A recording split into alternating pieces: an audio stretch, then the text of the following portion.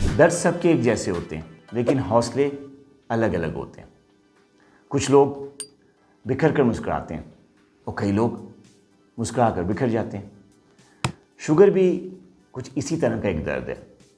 कई लोग इसको, जब उनको शुगर हो जाती है, और मुस्कुरा कर इसको कंट्रोल करते हैं बगैर किसी टेंशन के, बगैर किसी स्ट्रेस के। और कई लोग ऐसे होते हैं जिनकी शुगर कंट्रोल होती है लेकिन फिर भी रोते रहते हैं। लोग स्ट्रेस जो है वो शुगर की बीमारी के पीछे एक बहुत बड़ा फैक्टर है। कई लोगों को स्ट्रेस की वजह से शुगर हो जाती है और कई लोगों की शुगर सिर्फ स्ट्रेस की वजह से कंट्रोल नहीं होती।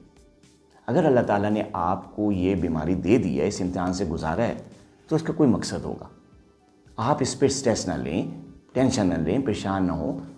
अपने मुआलिज के मशवरे के साथ, अपने मुआलिज के इलाज के साथ इसको एक डिसिप्लिन तरीके से, एक उस तरीके से खुश रह कर, बगैर किसी टेंशन के इसको मैनेज करना सीखें।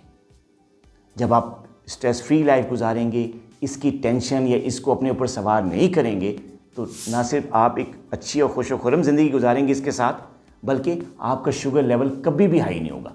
आप इसको कंट्रोल में रखेंगे। अपना बहुत ख्याल रखिएगा।